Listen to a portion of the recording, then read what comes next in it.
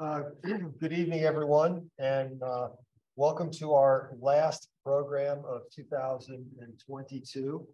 I want to thank the Teton County Library.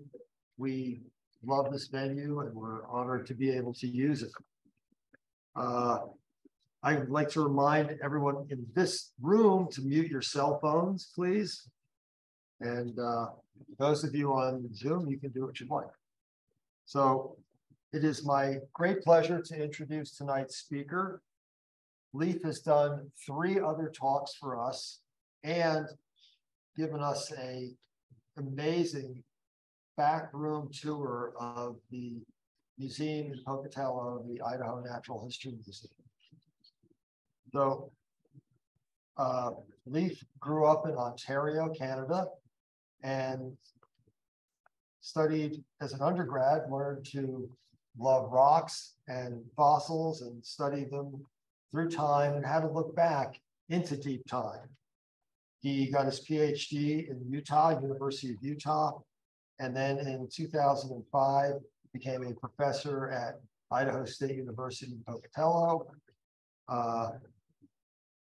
Subsequently, he became the head of the Idaho Natural History Museum, which is why we got the backroom tour.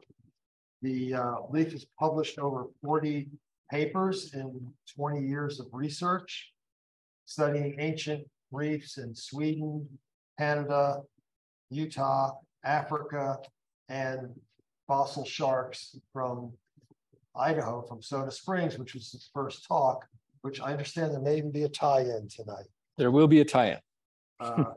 So please join me in welcoming Dr. Tapanila. Thanks, Mike.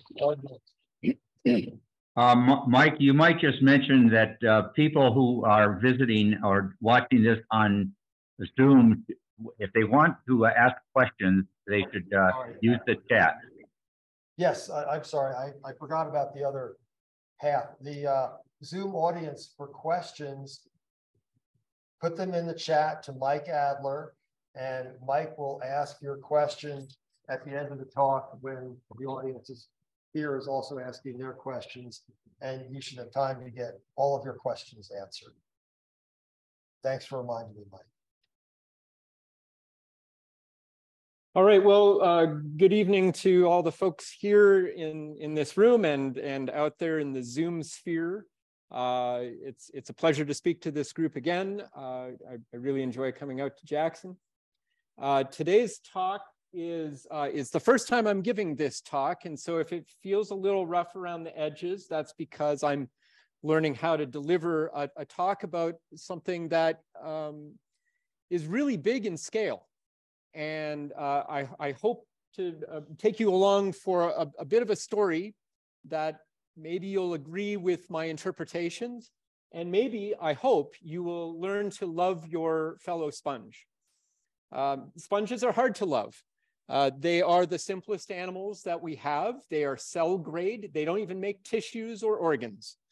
But with that simplicity comes a lot of flexibility in how a sponge can live. Sponges live in marine water environments. They can live in freshwater environments as well. But they are simple groups, aggregates of cells that work together, do different jobs for each other, and are genetically related enough that they can cooperate and serve as functions. All sponges are, like I said, pretty simple organisms that are fundamentally water pumps. They pump water and extract organic goop that is floating in the water that they consume, derive energy from, and they just do that. That's their life. And you can stick a sponge in a blender and break up all the cells and throw them out into the environment, and now you have 100 baby sponges, which is a pretty cool trick that you can't do with a human, right? So if you want to look down your nose on a sponge, that's fine. But they've been around longer than we have. They are almost certainly the first animals that evolved maybe around 700 million years ago. They're pushing that boundary back with chemical paleontology. It's probably in this upper 600 million years ago, we've got sponges. They're the first ones, the first animals to come on board, and they are prolific. they make horrible fossils. They really make horrible fossils unless they make skeletons that are durable. And the story today is about loving your sponge by recognizing what the heck a fossil sponge might look like. And we're going to dig into that. The title of the talk is Nice Chert, because if you've ever heard a dorky geology joke, right, I think they even have t-shirts that have gneiss, right, the rock type, nice chert, right? And I'm going to talk to you and hopefully convince you that we have in our region extensive preservation of what I'm going to call glass meadows. These are fields of marine sponges that are preserved in them thar hills of the Phosphoria Sea. And I'm going to describe all of those things for you tonight. All right, let's see if I'll get my slides working. There we go. To do this, we're gonna talk about a time period long ago, right? About 275 million years ago, the Permian time period, which is at the end of the Paleozoic era. During that time, I think most folks have a recognition that all of the continents' plates were pretty much all together, forming Pangea, right? So we know that term. And the western part of North America, where we are, is the western coast. And right now in Jackson, you would be bathed in water right now. You'd be maybe 10 degrees, 14 degrees north of the equator. You would assume on land, it would be pretty darn hot, tropical. In the ocean, maybe you might assume it's warm as well, right? Because we're in the tropics. So we are on the west coast during this time period. And I've pointed a little arrow at this little, well, not little, it's actually quite a large bay that cuts inland. You can see at the end of that arrow, and that's the Phosphoria Sea. It's an embayment of the western, or the ocean to the west of us, that comes in shallow onto the continent. And it's that Phosphoria Sea where a lot of interesting things took place. If you were to go swimming in that ocean, that body of water back 275 million years ago, it might look like something like this. This is an artist rendition, of course, where of course all of the animals happen to be in the same picture hanging out together. And in the foreground, you might see on the far left in red, those are crinoids, sea lilies that are supported off the seafloor.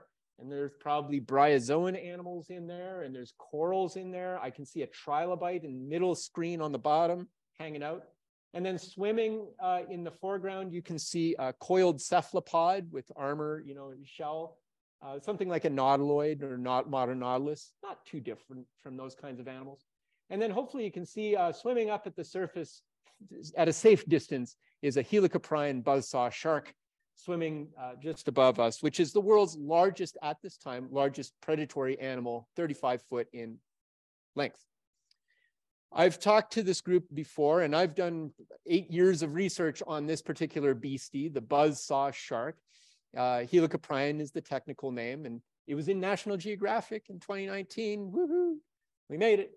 The Phosphoria Formation and the Phosphoria Sea is known for many things, and this is one of them. It's becoming more known for this bizarre animal with a spiral set of teeth in its lower jaw. And maybe some year in the future, I could give another talk on this animal. It's a really spectacular story about this beast that lives in this ocean and around the world, but nowhere else do we find it more than in the Phosphoria Sea. Okay, so that's one thing we know about the Phosphoria Sea. There's big sharks in it. Okay, can support the life of a very large predator. We'll come back to that notion later. This is what one of those fossils look like, by the way, in the mining area in the southeast corner of Idaho in Soda Springs today. This is one of those fossils that was found in a mine. And just after this picture was taken, the miners scraped this thing off into a truck and broke it apart. And it's probably now located somewhere in a cornfield in Iowa as fertilizer, which is where all sharks ought to go, right? This is really what the Phosphoria Formation is known for, right? Over 100 years of not only recognizing that there are phosphate rocks there, but of exploiting them, of digging them out of the ground for phosphorus. Phosphorus is a rare material in earth rocks, right? In igneous rocks and metamorphic rocks, we have a mineral called apatite. It's a green rod-shaped mineral that we could mine phosphate for. But more commonly, it's mined out of sedimentary phosphate. And the phosphate district, the western phosphate district that we have in the Phosphoria Formation, is somewhere number 2 or number 3 largest phosphate deposits, sedimentary phosphate deposits in the world. It is exceptional. Phosphate deposits are rare. We have one of the biggest ones. And we use it, of course, we dig it up and turn it into phosphorus, which goes into fertilizer, right? Plants love it. And you can also make explosives out of phosphorus, right? The match head, the red part of a match head is phosphorus. Okay, and it almost certainly came out of Soda Springs. So this is what the Phosphoria Formation means to a lot of folks, and geologists have, not surprisingly, spent an awful lot of time measuring sections, understanding the rocks of the Phosphoria Formation, because there's money to be made out of the phosphate rocks, right? Makes sense. Well, that Phosphoria Sea has many mysteries in it.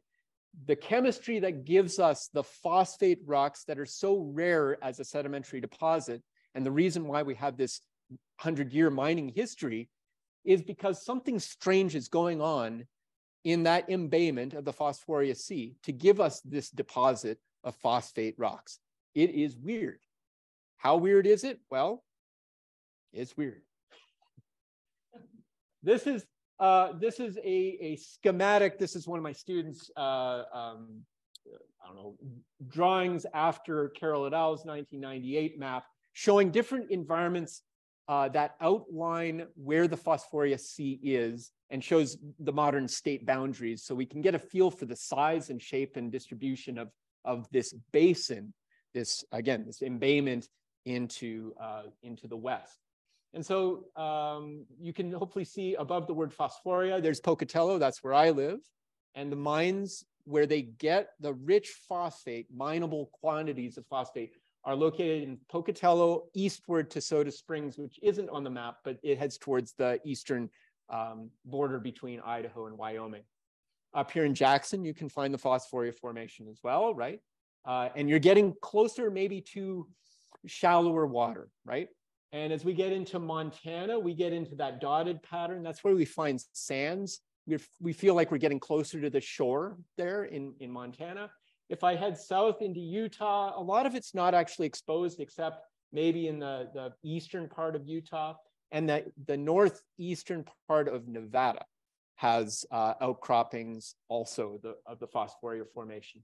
So that horizontal crosshatch pattern, that horizontal pattern represents really where the main, I don't know, I hesitate to say deep water because I don't think it ever gets really deep, but that's the more of the central region of the bullseye pattern of this basin.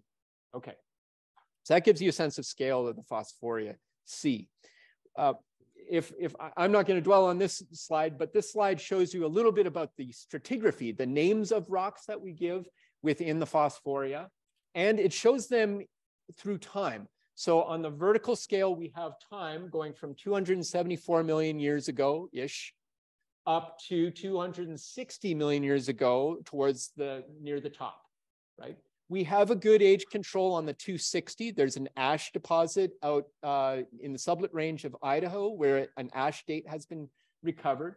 And so we've got somewhere around 14 million years plus, or probably a little more than that, of deposition during the Phosphoria Formation.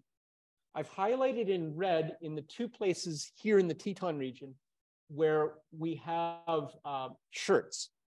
So everybody knows the Phosphoria Formation because it has phosphate rocks. That's what we dig up.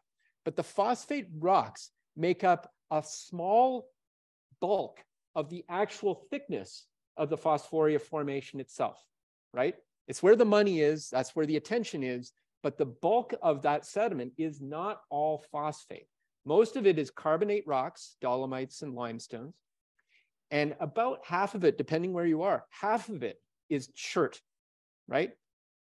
The overall thickness of the Phosphoria Formation, most places around 60 meters thick, okay? So if I do the math, Phosphoria is about 60 meters thick, and it represents at least 14 million years. That means 4 meters of that rock, on average, just average, 4 meters of that rock, 12 feet of that rock, right, is 1 million years worth of time. That's from here to the ceiling. It's probably a 12-foot ceiling, right? Thereabout. That is an exceedingly slow accumulation rate of sediments in a marine environment. It is extremely slow. I'm used to studying and working in carbonate, purely limestone environments where animals and other organisms are producing limestone at a rate. To make 12 feet of carbonate might take 100,000 years, not 1 million years, right? This is 1/10 as slow as a typical limestone environment. This tells us that the accumulation rate is slow, which means probably the basin itself is not sinking very fast to allow sediment to fill in. It also suggests that sediment is not flooding in from a delta coming offshore from Nebraska westward into us, right? So there isn't delivery of a lot of sediment coming into this environment. And critters themselves are probably not cranking out a ton of material as well to fill up this basin. This is an accumulation rate that is really, really slow, and that's unusual. Go ahead. Okay, the question is for the folks in Zoom land, which units here are mineable phosphate? The Mead Peak phosphatic shale member down at the bottom there between the rexes, and the retort in some places is mineable as well, tends to be thinner. In my part of the world, in Pocatello, Soda Springs, they're usually after the Mead Peak formation. By the way, Helicoprion, the buzzsaw shark, it lives in the Mead Peak formation. You can find it above that as well. I think we found it in retort shale. So it occurs all the way through this interval as well. Okay? So is the Great Salt Lake part of the basin? Good question. So the Great Salt Lake, the water of the Great Salt Lake and that basin is a much, much younger basin. It's only the last, let's put, the water filling that only goes back to maybe 18,000 years. So no phosphorus. So no phosphorus in it, completely unrelated. Yeah, but that's a good question because we have bodies of water that are kind of in time at least on top of each other. Okay? So we have a lot of this chert material, and I'm going to pause for a moment and talk about chert. What is chert? Does anybody know what that word really means to a geologist? What's chert? You can make arrowheads out of it. SiO2, I heard SiO2. It's silica. It's quartz. It's a rock made of quartz, the mineral quartz, which is silicon dioxide, 2 oxygens, 1 silicon. Okay. And the thing about chert that makes it somewhat special, there's many things that make it special. It's made out of tiny microscopic crystals of quartz, really tiny. We call it microcrystalline quartz. And I'll show some pictures of it in a second. It's a very hard material. It's very resistant, like all quartz materials. They tend to stick around for a long period of time. And chert is, you can smack it and it'll break like glass. It'll hold a very, very, very sharp edge. And so people have used it to make arrowheads, right? So it's a nice material to make tools. It can be made of sponge spicules. I'll get to that. Absolutely. That's a big connection. You got it. Now here's a strapping young lad. So I've been working on the shark, right? I've been working maybe at that point, maybe 5 years or 6 years on the Helicoprion sharks of the Phosphoria Formation. And that's where my mind was at, is trying to understand that animal and whatever. And I had a student who wanted to work with me, and I decided, hey, well, let's explore the Phosphoria. I understand that, out in the Jackson area, there's Phosphoria out there. Why don't we craft a project that could get us working in the Tetons, looking at the Phosphoria Formation? Because, we started reading the literature and there wasn't a whole lot written about the fossils in this region. There's old papers like from the 60s, but nothing recent. So let's get a student out there measuring some sections, looking at some rocks, making some observations. We had some maybe loose ideas of what we were going to do, but really it literally was a fishing expedition of send a student out onto rocks, measure, make some observations, see what you see, and maybe we'll find something we didn't even know what to look for, right?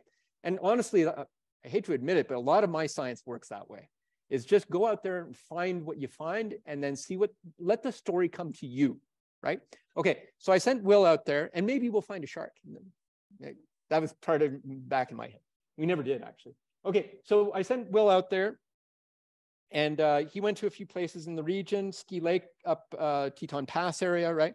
And we've got Flat Creek, Grovant Slide, we've got Crystal Creek. He had a number of localities that he went to. I oriented him on the rocks. He got his own vehicle and he went out and started making observations on his own, a good independent kind of master student. And he goes out there and he sees stuff like this. This is an outcrop. It says Crystal Creek. This is one of his measured sections. It's about 60 meters or so thick, right? And no matter what's all in that vertical section, but he got to the top of the section and there's this black rock. Hopefully you can see it's kind of a dark black rock. That's all chert. That's the upper chert, probably the Tosi chert. Okay, that's the name it's been given. And it's messy. It's really messy. It's hard to understand what the heck is going on in chert rock. They're black. They weather in a really strange way. They're kind of nasty until you bring them home and make thin sections in them. But maybe you can see there's a little bit of something going on, maybe 2/3 of the way up this hill. You can see some wiggliness. Let's just say there's some wiggliness going on. And if you kind of get up close to it and put a rock hammer next to it for scale, there's some organized wiggliness to it.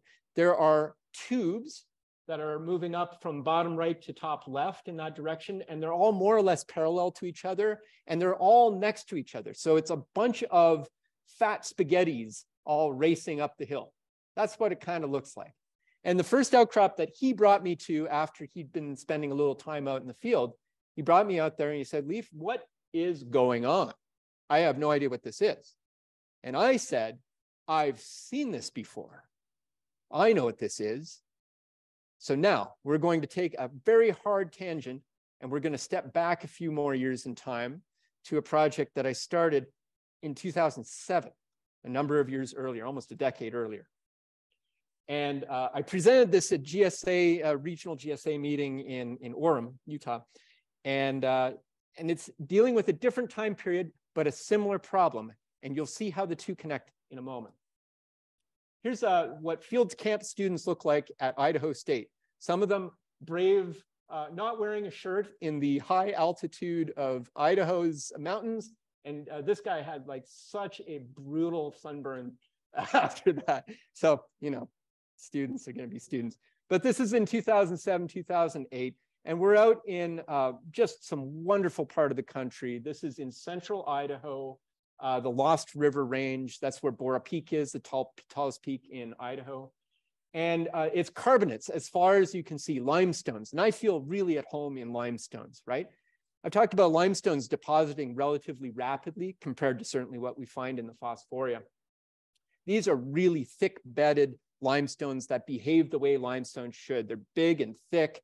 The carbonate, this is part of a carbonate bank system where the basin is dropping rapidly and carbonate is being produced as fast as the basin will accept more. And the animals are making carbonate as part of their shells. The algae is making carbonate as part of their shells. And what we call the carbonate factory is making lots of carbonate sediment and feeding the limestones that build up and make these deposits, really enormous packages of limestone, okay? That's what we find in the middle part of Idaho. This is also in a marine environment, the West Coast. This is definitely a marine environment. Think Bahamas, nice. Maybe you have a cocktail in your hand and off the shore, this is what's actually happening shells are being made and thickness of limestone is accruing. It's wonderful stuff. Okay, so this is the marine environment we have recorded in Idaho of the Mississippian time period. Formation names in case people are tuned into these kinds of rocks. The Arco Hills Formation is what I'm going to show you. And this is kind of in the later part of the Mississippian. Life is good in the Mississippian. Carbonates are being produced rapidly. And I have a student in my field camp who comes to me at the end of the day, and she took a photograph of this. And she says to me, is that a fossil? Which every student asks me, is this a fossil? And I hate to say it, but like sometimes they're not. And I have to break it to the student. No, it's not. It's not a fossil. But good on you for looking. That's what I always say, right? Because I'm trying to, build them up. But I said immediately, knee jerk. I said, nah, it's a concretion. It's a concretion. What's a concretion? Concretion is something that a paleontologist says you have if they think you don't have a fossil. And I'm being sort of facetious, but also a little honest. A concretion is an organic shaped blob, usually of chert, right? Or some hard material, some maybe, often chert, that grows after the sediment has already been laid down. And it happens in the subsurface of the ground. As your sedimentary rock is graduating from being a sediment to a sedimentary rock, the grains of sediment get cemented together. And sometimes the cements glom on around something and grow they nucleate and grow outward from that point and make this organic blobby football-shaped structure, right? And they tend to weather out as blobs, and people pick them up, and they, blobby things kind of have an organic shape, makes you think it might be a fossil. And so a lot of the time, concretions are just noise. They get in the way. They confuse you, right? So I said knee jerk because I'm trained and learned. I say, nah, that's a concretion. And why do we dismiss chert? Because as a boy or a girl, you are taught by your paleontologist or your sedimentologist that we should dismiss chert. Why? Because chert is a secondary precipitation that happens after the burial of my rocks. And they aren't telling me about the sediments or the fossils that are existing in the rock at that time. They are telling me about some process that happened after deposition, which might be important to you for some other reason, but it's not telling you about the organisms that are alive on the seafloor, okay? So chert is secondary, not primary. Concretions are noise, you should ignore them. And that paradigm is generally, reasonable advice, but I would suggest that the reason this whole story is happening right now today and didn't happen 60 years ago is because of this paradigm. And because there's a knee-jerk response that when you see chert and when you see nodules of it, you should dismiss it as being secondary noise and not primary. Because most of the time it probably is, but sometimes maybe it's not. Let's look at more of these. The student, Valentina was her name. She found this one and she took me out there the next day and I looked and I said, oh, that's kind of interesting, a bullseye pattern. Well, that's kind of cool. And then we looked over and then, oh, shoot, there's another one. Okay, we're seeing actually, and this one's got like 3 rings and some weird thing in the middle. Rockhammer is about 30 centimeters or so in size. Here's another one. It's not really well preserved, but you see in this ring-shaped stuff. And the raised parts are chert. The lower stuff that's gray is limestone. And so the chert has a tendency to weather in positive relief because it's more resistant. And so here's like 3 of them I can see on this picture. Now, those were on bedding planes in vertical view. This is actually a vertical. I'm looking at a stack of limestone and I see like almost 2 meters of this thing going up. Whoa, okay, that's kind of weird. And here's one that's kind of looks deformed. That's weird. Here's 2 of them on their side, horizontal. Maybe you can see them. Okay, it takes a little creativity or imagination to see them, but once you see them, you start tuning in to this like chert blobs that there's some order to them. There's some pattern to them. They all have kind of similar sizes. Here's 1, 2, 3, 4 of them. So what do? We see things in the field. We're not quite sure what the heck they are. We bring some back to the lab. We cut them up with a saw. We make thin sections out of them, and we try to understand them. Those rings go into the rock. Okay, they go through the rock, and there's a cross section. Here's a quick little map of it, and you can probably tell where I'm going with this. The some of the bands record sediment, and you can actually see layers of sediment. And some of the bands have a clotted fabric of carbonate. And some of them, when you go into thin section, I think I have a picture, maybe I don't have a picture, maybe it's coming up next, you can actually see little spicules. I'll show the spicules in a second. I had another student that started measuring them. You know, most of them are vertical, right? About half of them are vertical to oblique. A few of them are actually on their sides horizontal. They range in size from 40 to 54. If we look at those rings, some of them have 2 rings, some have 3, some only have 1. Weird, really strange thing. In thin section, sorry for this really bright slide, all those little hairs that are running through there, those are spicules. What's a spicule? Well, a spicule is the body part that a sponge makes. They look like little darning needles. They are microscopic little needles of opaline silica. Silica, I think everybody's good with that, SiO2. Opal silica has a little water attached to the silica, okay? So that's what sponges make. A certain kind of modern sponge, like the demo sponges, those are the squishy ones. If you've ever seen a squishy sponge, right? We think of the squishy, spongy part, but supporting all that squishy sponge are thousands of little needles of, of opaline silica, and that will stick in your hand. If you ever pick up like a modern live sponge and squish it with your hand, they are protected by that stuff, and you'll have a handful of needles. So don't do it. It's a protection, right? So if like a fish takes a big chomp of it, it gets a face full of needles. No one wants to eat a sponge. So this is what we find in those rocks. We find spicular chert, lots of little spicules, body parts of sponges, and we find it in certain parts of those rings. We don't find it in the outer rings, only in the central core. Which is really interesting. Here's a zoom in on one spicule where it actually branches and makes a threefold, a 3-part split at the end. That's actually fairly rare. Most of them actually end in single point. So we find spicules, we find all sorts of weird diagenesis going on, of dolomite growing in there and calcite, and you can still see the ghosts of spicules in that chert in thin section. So there's a lot going on in these tubular structures, shall we say. And one of the things that happens with opaline silica, the material that the spicules are made of, opaline silica is not stable over time.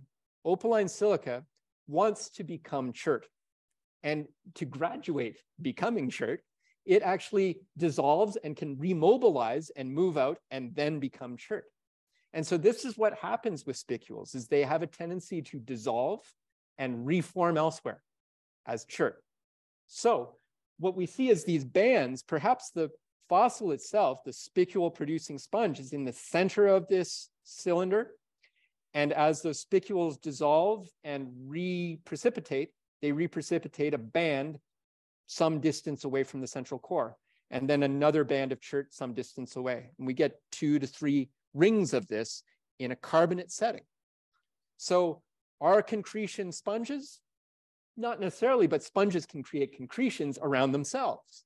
That's what this example shows. And we have lots of examples of this in that Mississippian outcrop. 144 different of these cylindrical, weird sponges. Again, bedding plane, lots of them. They're overcoated with moss in this case.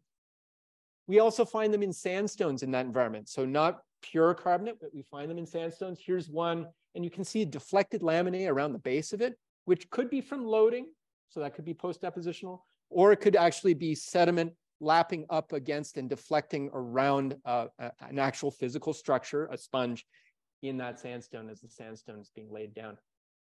And you see the deflections there. Here's another one that's in horizontal, so it's presumably toppled over, and sediment is lapping up and over it, right? You can see deflection of lamination. All of this to say that these structures, these cylinders that I'm finding in the Mississippian, are cueing me into a body fossil actually being there at the time of sedimentation, and that these are not just concretions that form secondarily after sediment's already been deposited and underground. These aren't just concretions that are inorganic. These are actually fossils, okay? And there are other fossils that are associated with them. These are some brachiopods. We get lots of crinoids associated with them, which allows us to place them into an environment in which they were growing. somewhere a little offshore in slightly deeper water. In sedimentology, we think about the fair weather wave base and storm weather wave base. That's how far the waves get during fair weather versus storm weather. We think we're probably somewhere around storm wave base. That might be 40 meters, 50 meters of water depth. So they're not super shallow, but they're not the bottom of the ocean either, right? Somewhere in between.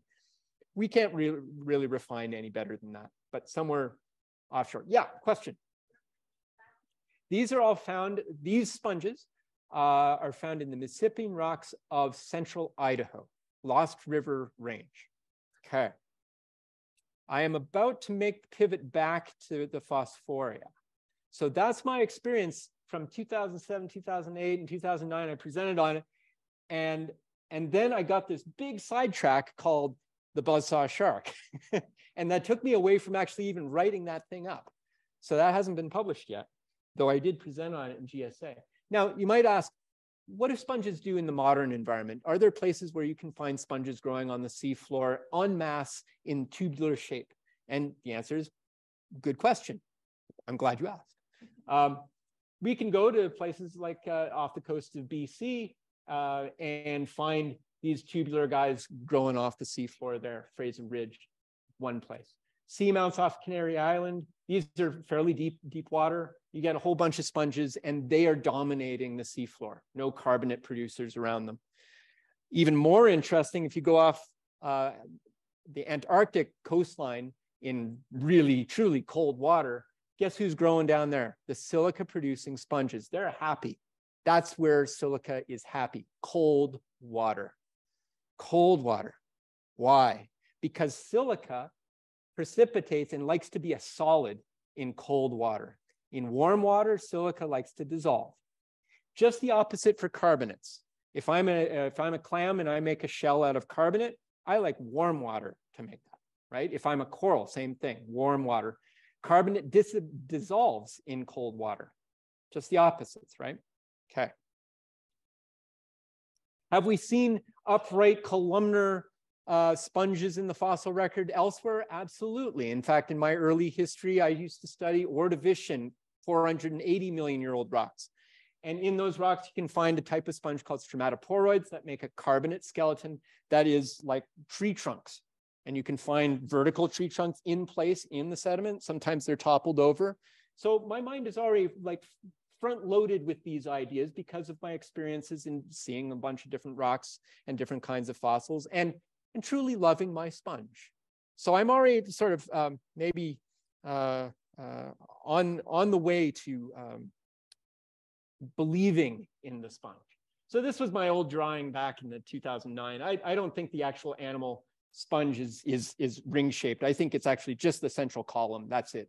And everything outward of that are these chert banding concretions that form because the silica that the animal is making is diffusing away from it and chertifying at different bands away from it. Okay?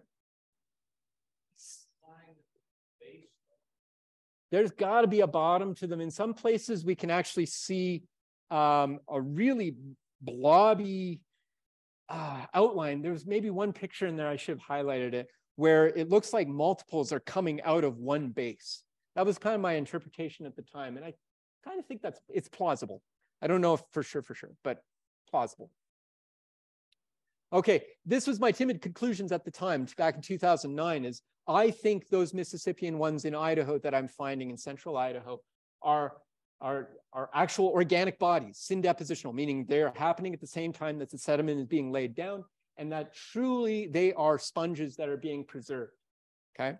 And at the time, I felt really nervous about it. Why? Because I'm a professor who tells students that their concretions are not fossils, thank you very much, right? And so I really had to change my opinion on this, and it did cause a little bit of grief. So snap back to when my student shows me this, and the first thing out of my mouth is, you got sponges, right? I'm converted. These are sponges. At least that's my hypothesis. So what do we observe in the field? We've seen in all of his localities where he looked at the Phosphoria and ran into cherts, especially thick-bedded cherts, they've got wormy things in them, parallel macaroni growing vertically to the sky. They're hard to photograph. They are notoriously difficult to photograph from a distance because Chert just doesn't like to photograph well. But hopefully on that blue hammer on the left, you can see some tubes to the left of it running up in kind of an upward left direction. At Flat Creek, there's a whole stack of parallel lines that are kind of going 45 degrees to the top left of the image. Those are all tubes that are running parallel to each other, shoulder to shoulder. They are really packed in there. Here's an oblique transverse cut through them, and you can see how closely packed those tubes, right? We're cutting across the tops of them, or right through the middles, rather, of them. And you can see that our scale bar on the right there has centimeters. I don't even know what that is. That's a scaled thing. Oh, right, the whole distance there is 10 centimeters. So they're, you know, in, I don't know, between 1 inch and 3 inches in diameter typically, but they are close packed in together, really close packed in together. Sometimes you can see the base of them. On the one on the far right, you can see deflection of sediment around it, and then you've got a base of one. Tops of them are really hard to find. There's a bottom there, maybe a top there. It's hard to say.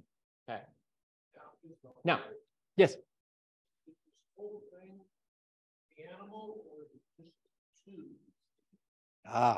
I'll show you a thin section. The question is the whole thing the animal, or is it just the tube? What part of that is actually sponge, do I think? I'll get to that. I've got some thin sections to show on that. Now, these tubes are so obvious to anybody that walks up on these outcrops that every single person who has ever measured a section or made observations of these rocks have recognized them and have called them something like cylindrical chert, tubular chert, columnar chert, or something. Everybody has seen these that has really studied these rocks. I'm not the first person, and Will's not the first person to see these. Okay. There's a paper from 1998 that saw these, and they said, I think these are burrows. These are vertical tubes of a burrowing animal, and what you're seeing is the filled in sediment inside a bunch of burrows. And so they gave a name. I'm a trace fossil person as well. Trace fossil people give names to their trace fossils. So Scolithos is the common name for a vertical burrow structure. And grandis, meaning the large one, they named a new ichthyspecies, right? And so the problem with these being burrows is how tightly packed they are and how wide they are. There's almost no room for sediment, right? So burrows are in sediment. You have to burrow into something. A burrow is a hole in something else. And there's no, it seems impossible in my mind how you could have so many holes without any sediment between them. That's kind of a problem. And how does that stay open and yada, yada, yada. There's a lot of problems with the burrow idea, but you know, it's a thought that was put out there. We have lots and lots of occurrences of this. This is at Ski Lake, where they're white in a darker matrix. Sometimes they're dark in a lighter matrix, but it's the same deal. Chert tubes that run up vertically. We see lots of evidence of spicules throughout this. And again, anybody who's studied the Phosphoria Formation knows that chert in this area, when you look at cherts in thin section, you see spicules. You see all those little hair-like needles running through it. So it's been no surprise to anybody ever that there are sponges around the Phosphoria. Oh, the little white pieces are really bright. They're super, well, you can see through them pretty easily. Those are little silt grains of quartz, okay? Silt-sized grains of quartz that are running through there. One of them even looks like it's hexagonal. Now, here's an example of one of these and some thin sections that go along with what we're seeing in outcrop. So if you take that nice white circle, that's a tube, right, in cross section. If you go right in the middle of it, that right-hand slide shows a lot of spicules. So when you look in the middle of these things, they're just chock-a-block with spicules. If you go to the outer margin, there's a little band around them. Sometimes that might be of carbonate, sometimes it's of chert. Usually it's of a different color. It doesn't have any spicules. Instead, what you can probably see a whole bunch of parallel lines in there. That's actually cleavage of dolomite or calcite. I'm not sure if it's calcite or dolomite in this one, but those are carbonate cleavages. There's actually no spicules in that zone. And then if we go to the interstitial space, that lighter brown tan area, we've got lots of sediment and almost no spicules in there. And that's the pattern you'd expect to see if you had body fossil of a sponge and then adjacent spaces where, you know, it's just the sediment around them. So I won't belabor this point. We feel pretty confident that these structures aren't burrows, and there's a variety of reasons why we think that. Whereas we think there's lots of evidence to suggest that there are spicules in place, and we have a relatively tight range of sizes that we see. It's a repeatable thing that suggests that we have silicified sponges in our location. And of course, the example from the Mississippian is good corroborating evidence, but not direct evidence. And we do have some other sponges that have been described from the Phosphoria. So it's not surprising to anybody that there would be spicules or sponges in there. Some of these will find that they're actually aligned with each other in different beds at different orientations. There was a paper that was written back in 1990 that tried to use the orientation of these cylinders as evidence for compression and shear associated with mountain building events much later. And that's all plausible. It doesn't really change the story at all. But they never gave an example or they never gave an origin of what those cylinders were. They just said, well, we've got cylinders and they're oriented, so we're going to use the orientation to tell us about structural geology. And they kind of punted on what those cylinders actually are. So the life and preservation of this is very, very speculative at this point. We think that we've got vertical tubes. We don't think that those animals actually were sitting above the seafloor 2 or 3 feet. We think they're actually probably maybe a few inches or a foot at most above the seafloor, and they were gradually getting buried as they grew upward.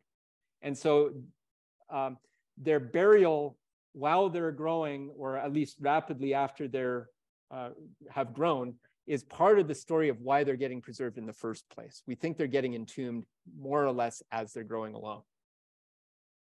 And there's some deformation in them. This is one of them that you can see this kink going off to the side. Whether that's happening while they're, you know, just very shallowly buried, or if that's happening much later in the rock record, we honestly don't know. But since we found this in 4 different locations in the Tetons, it begs the question, are there more of them, right? Are they anywhere else? And unbeknownst to me at the time that Will had started his thesis, my colleague at the University of Utah, some of you have met her and she's spoken to you guys, Kathleen Ritterbusch, had a master's student who was doing a similar kind of exploratory master's student working out in Nevada and Utah on the similar rocks. And guess what? They're finding the same thing. She wound up having a PhD student, Zach here, figured, and I was on his committee. And these are some of the things they found out in northwestern Utah and in Nevada. This is the Pigeon Mountains. And here's some chert of the Phosphoria. It kind of looks like ours, this kind of black, awful stuff to work with. But when you go in the thin section, you can find spicules. Sometimes they have 3-pointed terminations to them. And there's some tubes on the far right. They're finding them there. The morphology, the shape of their tubes are a little different than ours. That's not a big deal. I'd expect lots of different species and growth forms of sponges to be in this zone. They have some pretty nice ones that are like tubular. They're fairly parallel cylindrical kinds.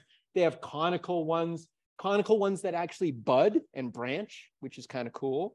And they have some fatter ones that are, you know, wider and stouter, more vase-shaped, as they call them. When they make cuts through theirs, they find a similar pattern that we do. The central core is full of spicules, and as you go out to the outer bands, not so much. So coming back to your question, how much of this is actually sponge? The central portion is sponge, kind of like the Mississippian ones. I think you have the sponge body itself, and then you have reaction rims of chert deposition, where you have the silica of the spicules migrating outward and chertifying just right outside of the margin of the body of the animal. And that's probably happening in the sediment surface, or just after it's getting buried. So they have great examples of this kind of the same process that we have up here in Wyoming. And so, you know, he came up with he was doing a more broader study on all the different chert facies that he comes across, but this becomes one of the facies that he recognized, and he thinks, oh, I've got some sponge meadows here in Nevada and Utah. And so we started talking together and trying to piece together where these guys might be living on the along the water depth. And kind of like our Mississippian example, we think they're in not the shallowest water, but not in super deep water either. They're somewhere in between, probably getting buried slowly as they're growing along. So what gives the motion? What's that? You said they branch out. What gives the motion? They're not reproducing. They're not. Are they multiplying? Well, they might be budding. They might. So some sponges, you'll find that they have a general tube morphology, and then they will branch offward. They'll split out. I don't know the way of the sponge that well. They do. I'm thinking. Okay, so if I go to another group of fairly simple animals like the corals, they'll have branch shapes to their colonies as well.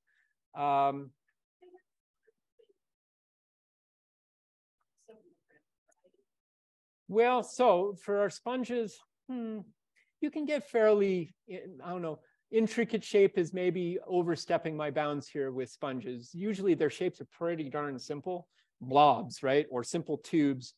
Branching is not really uncalled for in modern ones, but I don't know. Oh, that's splitting out? In that case, possible, but maybe I don't think is likely, just because in 3 dimensions, you can see that branch actually come out, and it's like a cylinder off a cylinder, and it doesn't show compaction that I would expect to see, I think, in that case.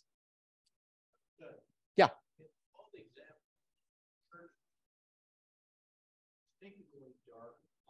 Yes. The question is relating to the color that we see in the chert and the darkness of it or the lightness of it. Is there anything that we know of that's controlling it? And I guess the short answer is I don't know. There is definitely color banding that we do see, and the color banding does seem to correspond to some either body of the fossil or not body of the fossil. That does seem to be the case, but we don't know. Probably organic content would be my hunch, but I really don't. Now, he finished that study, and part of his study included going through the USGS reports from the 50s and 60s. And I mentioned that a lot of people have looked at the Phosphoria Formation and measured those rocks, analyzed them, primarily because there's economic deposits of phosphorus, right? And so there have been countless studies in this region, Montana and elsewhere, that have measured sections through our rocks, and he compiled them all and looked at them all. And with that, we can add 36 additional localities of where columnar and tubular cherts are found. This is a figure from one of those USGS reports. And boy, that looks like the things we've seen, right? Very same thing, they've got them. So we can use that legacy of information to fill out the distribution of these chert cylinders, which we think are sponges. And this is the culmination of that work. All of these pink dots and green dots are USGS occurrences of what they call tubular chert and cylindrical chert. Will and I worked on these blue dots in the area right here. And then Kathleen and her student Zach worked on the Nevada-Utah line. And so if you put them all together, I've also got little black dots. The little ants represent stratigraphic sections where no cylindrical cherts or tubular cherts were found. So those are negatives, right? So we've got a lot of negatives, but we've got a whole lot of positives. And we find them all around. They don't make a perfect semicircle of the basin, right? But they do, they're probably environmentally constrained of water depth or whatever along here. And so if you go from Nevada all the way around up north to the Montana northern location, that spans 630 kilometers. The whole basin, 630 kilometers. Just to put it in scale, the Great Barrier Reef today is a little over 2,000 kilometers. This is about a third the size of the Great Barrier Reef. And it's a whole system of sponges growing quite happily on the seafloor. When we look at it in stratigraphic temporal context over time, we're seeing that in a variety of places, we have recurrence of these sponges over and over in the cherts up through the sequence. So it's not one instance here or there, it's a recurring interval throughout this basin. This is happening many times over, right? This is what we call our sponge meadows. Okay, they're probably not growing super high off the seafloor. If you were scuba diving over them, they would look like those pictures I showed of the Weddell Sea in Antarctica. Cute little tubes sitting on the surface. But you could swim for 600 kilometers and probably see them for a continuous belt. Pretty impressive. And that's happening right in our backyard here. What's even more cool is that this is happening during a time period where all of the northwestern coastline from here all the way up to Arctic Canada, Arctic Norway and Scandinavia, if you have Permian age rocks, they kind of look like the ones here, lots of chert. In fact, it's been called the Permian chert event. And there's a chunk of time where chert is the bee's knees. Like everybody's making chert along our northwest coast. And people have thought very hard about why that might be. Why is that Permian chert event happening? And one idea that's probably a decent one is there's some glaciation happening up far north, and cold water is getting pumped down our northwest coast and upwelling deep water that's nutrient rich. So upwelling brings cold water to the surface, and you have cold water coming from the north, driving this pump of nutrients that is feeding food for our sponges, which love to eat nutrients. They're just organic pumps. And it's cooling the water, which is favorable for silica production as opposed to carbonate production. And that gives us a bigger picture. It's not really a global phenomenon, but it's happening along a big swath of Laurasia during this time period. And so it links, again, what we're observing here to a bigger story. So what we are contending, and what we're going to be publishing on soon, is that the Phosphoria Formation preserves the first and only that we know of glass factory that is like 630 kilometers long on what we call the glass ramp. I referred to before, in carbonate environments, we have a carbonate ramp and a carbonate factory where all the carbonates are made and shed out into the basin. It's the same idea, except it's silica this time. And we have a silica-rich environment where our glass factory of sponges is cranking out the silica that is making all of this chert that we find in the Phosphoria Formation. So just to kind of quickly summarize, the position on the ramp almost certainly has something to do not only with the growth of these critters, but also the burial and preservation of them and why we're capturing them in the first place. Second, you know, there are a number of reasons why this may be, but it's high time that we start recognizing cylindrical chert as sponges and tuning our eyes into it. And I would bet dollars to donuts that as soon as people start recognizing and thinking more critically about their cherts and their concretions, we may find out that there are a whole lot more of these in the environment than has ever been recognized. The fact to me that the USGS had been out there mapping this in the 50s and 60s, and these are smart people, right? There is no secret that there are cylindrical cherts out there. We've been seeing them for decades. It's just finally somebody's saying, hey, maybe the fact that they're full of spicules means they're actually sponges. And now we've got many case studies to hopefully demonstrate that convincingly. All right, that's where I want to end. This is the last picture. I think that's Mike right there in the foreground, hiking somewhere. Are we on Ski Lake trip? We're above Ski Lake. That's several poles above Ski Lake, about to drop into the weather. If it hadn't rained, we would have dropped into Phillips. If it hadn't rained, we would have dropped into Phillips Canyon. That sounds like a familiar statement when you're hiking out there. And John is on the right in front of us, leading the way. Yes.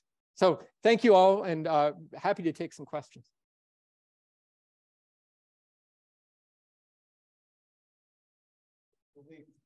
Yes, sir. I have. Yeah. He talked about how the sponges were sticking up and they were being buried in situ, but he also said that the depositional rate is extremely slow. Yeah. In, I mean, a meter would take 250,000 years, and sponges don't live that long. That's exactly right. I'm glad you pointed that out. Okay. So, oh yes. Okay. So the question is, how there's two things that seem to be at odds with each other. On one hand, I started off the talk saying that the Phosphoria is a 60-meter chunk of rock that represents 14 million years, and boy, deposition accumulation is really slow. And then at the end of the talk, I said, well, the reason why these sponges are being preserved is they're being buried as they're alive. And so that seems like a paradox, right? Of how can you have rapid enough deposition during the lifetime of a sponge, and sponges don't live for thousands of years, right? How can you have rapid deposition to bury critters, yet at the same time have an overall slow depositional or accumulation rate of sediment? And this is where I'll use the weather and climate analogy, right? You can have a lot of hot and cold days, but your overall climate can be smoothed out and not really, the average over a long time period can be slow accumulation rate. But on any given day or any given system or any given part of an environment, you can have sedimentation rates that can be whatever they are. And so the overall pattern within the basin is to not accumulate a lot. But in certain locations, and I wouldn't be surprised if this is a bit of a Goldilocks spot where you have just enough sedimentation to keep pace with the burial, with the growth of these sponges, which is probably not all that rapid. And that's what's preserving. That's the best way I can justify it. That's a good question. Yeah, I would say that deposition where we have those sponges is happening on a much more rapid rate than the overall background rate of accumulation within the Phosphoria. That's a fair statement. Question?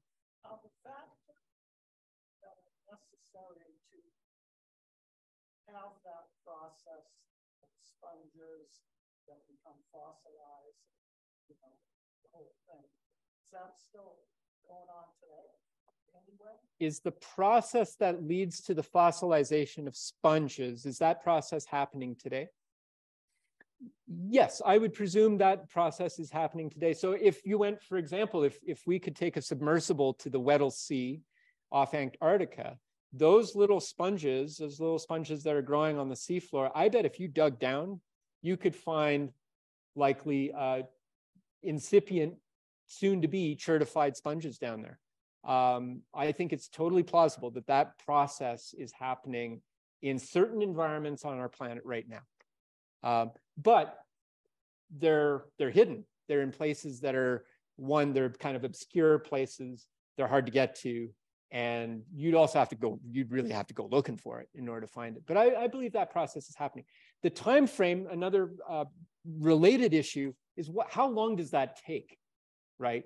How long is the process of going from I'm a sponge to I'm a certified sponge? That might be 1,000 years. It might be 2,000 years. It might be longer. I really don't have a good scale on that.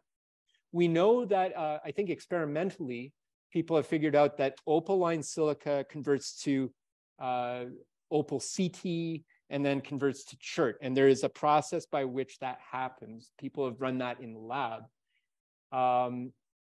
The timescales I've seen in literature are in the sort of thousands of years kind of scale. Do you have some questions on chat? Yep. I'll take a chat question. Okay. Yes. There was actually two questions now. The first question was, did you find sponges in the valley above Key Lake in the thick band of Chert across the head of the valley partway up the divide? I'm looking at Mike right now because he's very good about this. I found them on the other side of the divide, not on the Ski Lake side, but the Phillips side. And when we walked up the section there, we didn't find the sponges. The best pictures were from Flat Creek. I'm sorry, no, not Flat, Crystal Creek. Crystal Creek had the best. That's right. 3-meter section of multiple generations of sponges. So I guess to answer your question, you probably can't hear Mike's answer. Maybe you can. Okay. If you did hear Mike, I think he said sort of a negative on scaling.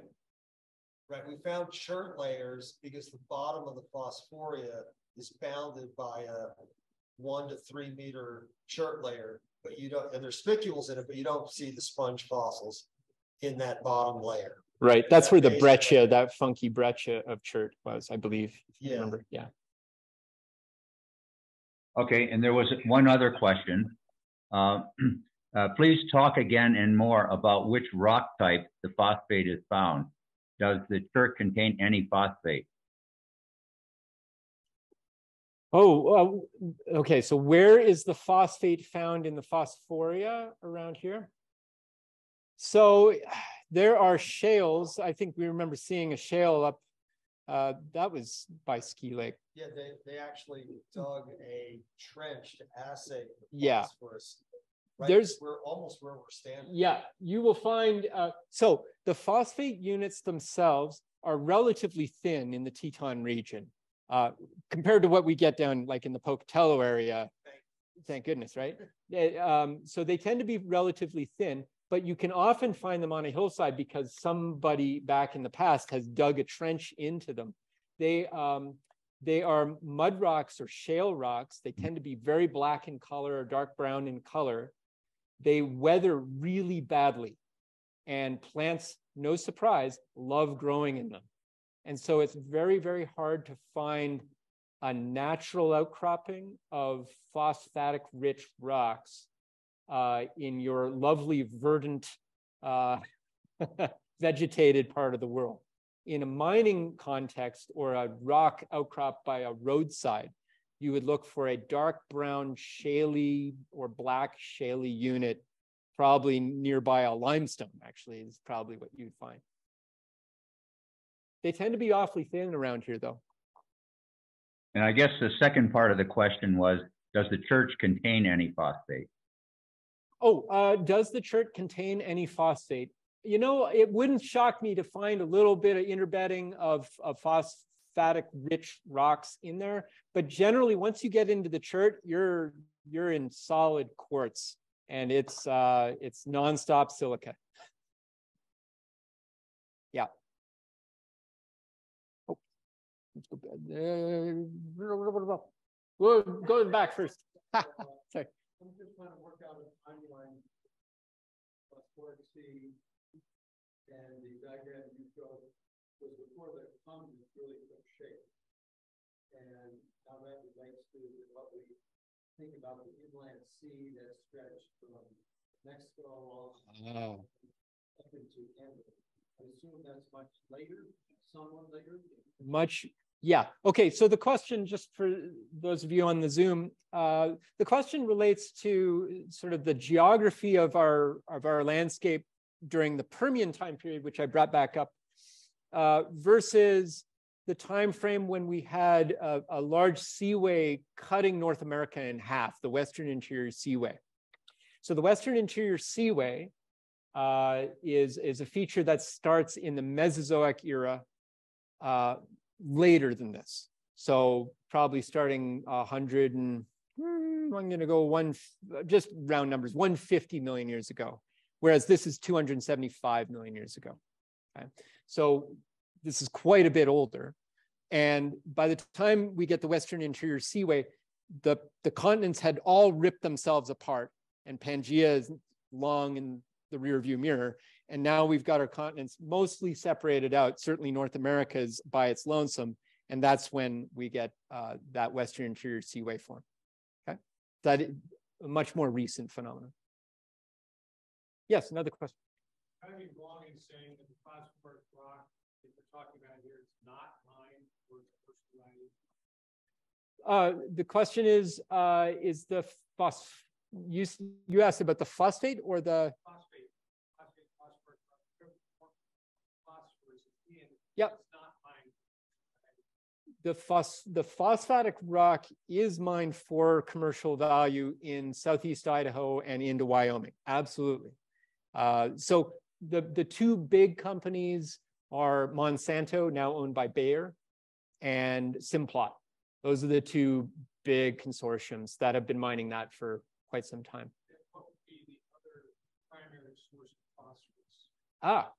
So the other big phosphate deposits in the world, the Carolinian tract between the Carolinas and Florida, there's a much younger phosphatic deposit along there that's associated with the Atlantic side.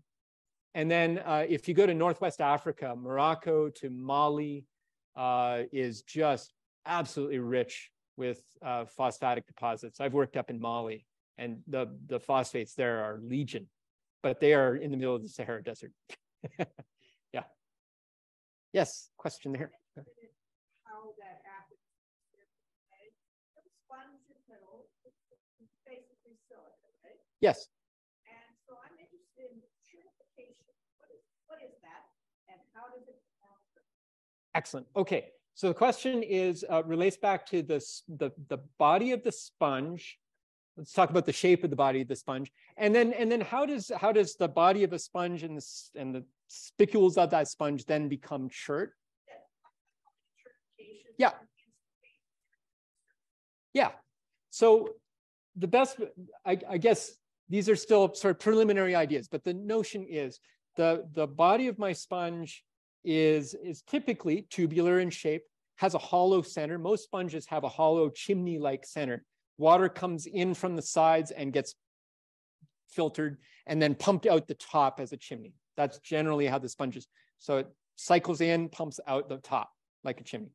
And so in that body, if I made a cross-section through a modern sponge or an ancient sponge for that matter, I'd have the soft, squishy spongin material. And nested inside that are the little needles of spicules. And the spicules are made of opalized silica, so water-bearing silica. So I've got my animal, and that's what it's made of. Over time, the opaline silica, which is not stable over time, is going to start dissolving effectively. It converts to opaline CT is usually what it's called. Is it cristobalite or something like that? Another variation of quartz as an intermediary stage, which is also unstable.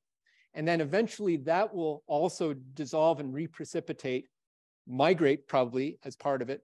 And then for some reason, the chemistry has to be right, and it'll start precipitating out as little microscopic quartz crystals, which we call chert. And so there can be a migration that happens of the silica away from its source. In fact, that's probably very typical, that'll diffuse away.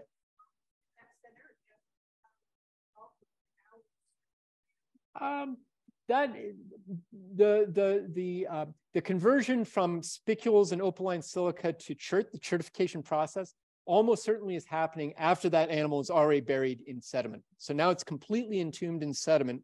So I wouldn't think of it as a chimney at that point. There's no flow going through it. It's a diffusion process, a chemical diffusion process away from the source of high concentration of silica to low concentration of silica. And then at some distance away, it will start nucleating and solidifying as chert at some distance away.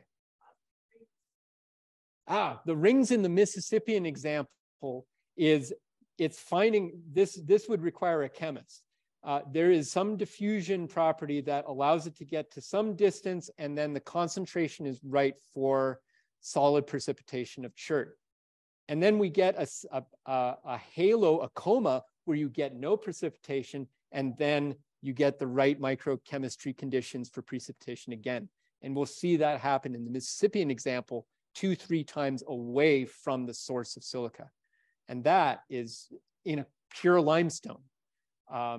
What chemistry is required in order to do that is beyond what I quite understand, but it's a recurring phenomenon that we see in that particular deposit. Yeah. Yes. It probably means there's defects in the chemistry, or more abstractly, non-linear chemistry. Right. That's what, if you see a pattern like that, it means there's something complex Yeah, the comment is that there's likely a feedback in the chemistry, a negative feedback in the chemistry that's precluding cementation for some distance, and then maybe that goes away, and then you get to a state where you can precipitate again. It's one of these problems that, you know, again, I'm not trained as a chemist in that way, but you know, it reminds me of if you're aware of lice gang banding in siliciclastic rocks, where you get that beautiful sandstones, where you get banding of dark and light pinks and dark reds and dark browns banding. We can get in the south, in southern Utah in particular, kind of famous places where you get it. And you'll get these kind of ring-like bandings. And that's redox boundary zones of iron oxidized states. And you get really intricate patterns of banding that are related to, you know, the micro conditions of chemistry at that location that favors one phase over another. I'm sure something like that is going on, but explaining it specifically, I can't.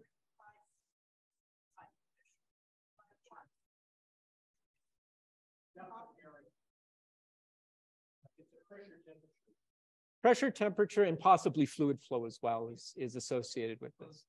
What he also said is it's chemically unstable. Yeah. The sponge is a temporary feature, a stable form of the chemicals. So as it's, I guess, decaying, not decaying, but as it's fossilizing, it's turned into something else. It's the chemical transition of the soil itself. You're going to start off with an unstable system that's trying to get to stable.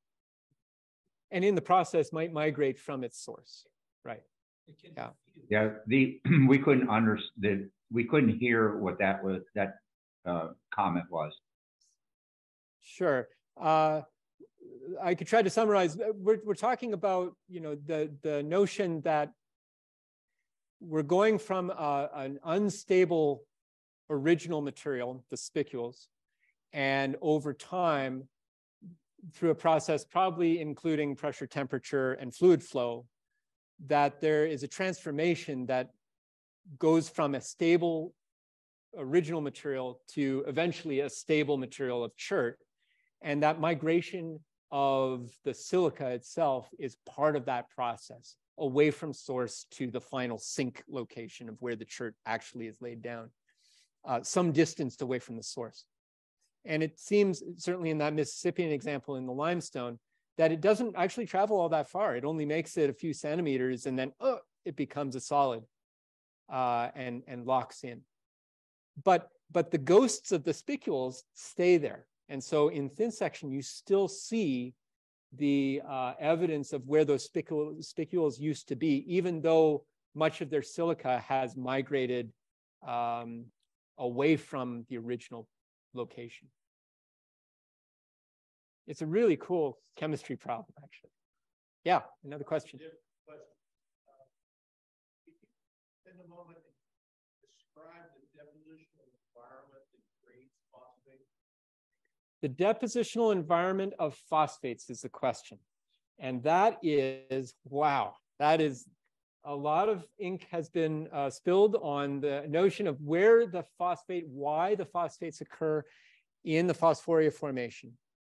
A lot of the phosphates that I'm used to seeing in the mining district in southeast Idaho towards the basin center, let's say, is a lot of them are palatal.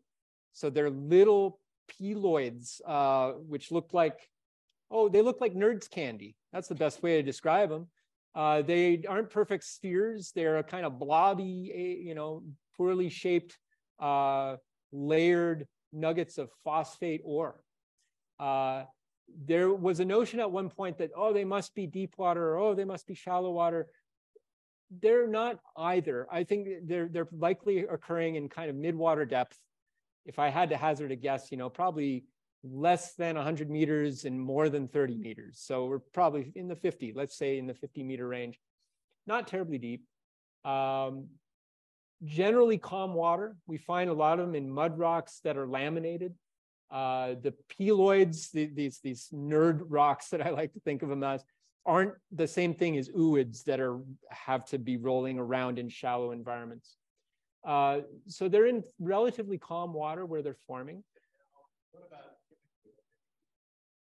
basic or acidic? Chemically, are they basic or acidic? They are likely basic. They also co-occur with lots of very high TOC, total organic carbon is extremely high. So probably reducing conditions, chemically speaking. So that's describing the bottom waters at certain times in this basin are probably very low oxygen, probably real toxic to anybody that's trying to live on the seafloor during those little intervals where we get lots of phosphorus. Probably stagnant, probably filthy, stinky water, but happy if you're phosphate.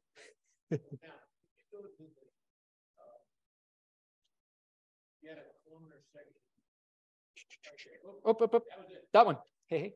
Okay, so this is after he's done the study of all the classifications.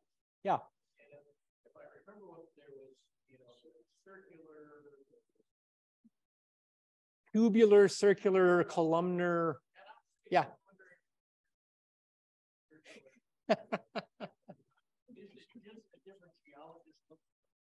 The question is, what the heck is the difference between tubular and columnar?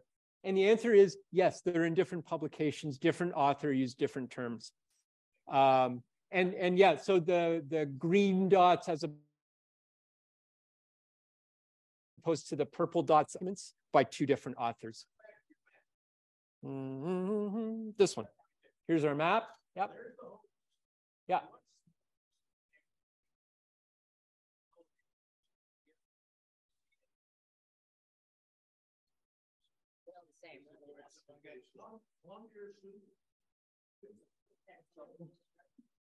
Tubular and circular, probably pretty much the same thing. So now I got to connect the purple, the blue, and the green. Yeah, the question, I guess, comes back to the terminology that's used to describe just the overall shape of these, I guess, what we're calling sponges. They occur in the sandy environments up in Montana, the Shedhorn sandstones up there. They occur in the pure cherts of the Tosi and the wrecks that we see in this area. So there's a bit of a slight range of environment that we find them in. But as far as I know, and I've talked to some of the miners over the years, no one's ever described in the mining districts where we do get cherts that they are tubular or cylindrical or anything like that. And so that's in my mind, that's kind of in the more basin center, deeper water. We don't seem to be finding them there in the cherts associated with those. So that's a little gap of where we don't have them. And again, I think these are probably, and it would make sense in my mind for sponges to have environments where they're happy and happily growing. And maybe that's not in the stinky basin center, but it's along the margins of the bay, right? And also you have to be preserving them. So not only do they have to live there, but you also have to have a mechanism by which they're getting buried enough to have a record of them. Because sponges, when they die, their organic material decays and they disappear. And that's, there's a legitimate reason why we don't find a lot of sponges of this type, demo sponges, in the fossil record, is they aren't made to fossilize really nicely. They're soft and squishy and they fall apart. But if you can bury them and they can certify themselves, bonus, right? You have to have kind of a good scenario in order to preserve them whole.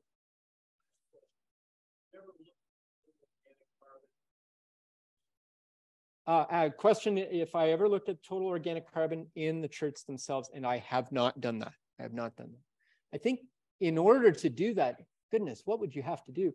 You'd have to hydrofluoric acid the thing and get the residuum. Ugh, that sounds awful. What would I guess? Well, dissertation, yes, student, play with hydrofluoric acid. Just keep it away from me. What could possibly go wrong? So the dark color makes me think that there's organic carbon in there, but it also could be iron, right? Iron's another good thing that colors rocks dark. I bet there's organic carbon in there. And we have talked, there are paleontologists who specialize in organic chemistry of fossils, right? And one of the reasons why we know that I started off talking about sponges and their history, they go way back 600 plus million years. We know that not because of body fossils, but because we find organic molecules that sponges make, or the degraded remnants of what sponges make. We find that, or chemical paleontologists have found that signal. I bet if we gave samples like this to the right person, a paleontologic chemist, they could probably extract the organic molecules that these sponges once made. Very probable. I would anticipate that it's fairly high, much higher than the.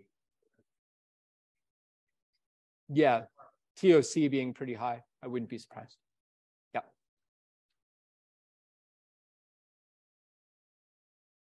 So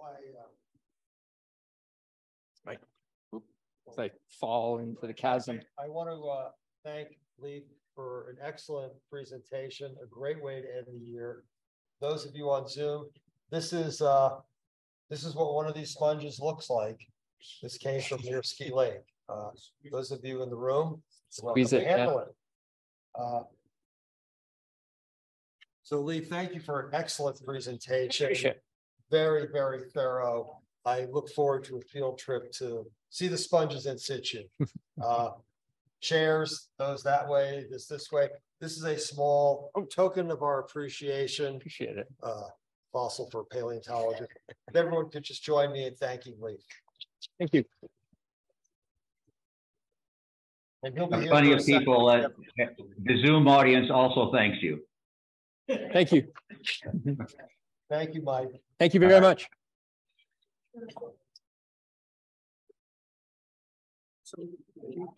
Yeah.